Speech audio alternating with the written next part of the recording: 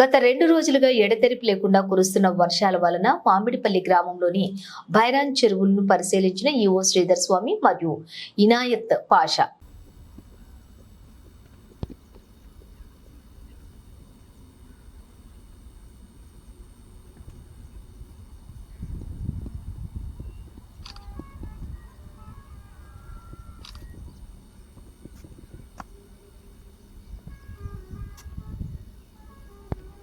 కట్ట బొలిరిందా ఎప్పుడన్నా?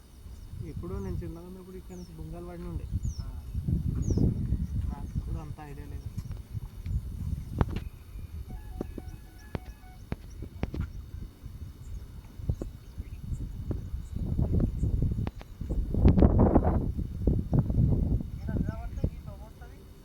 నీళ్ళు వస్తాయా?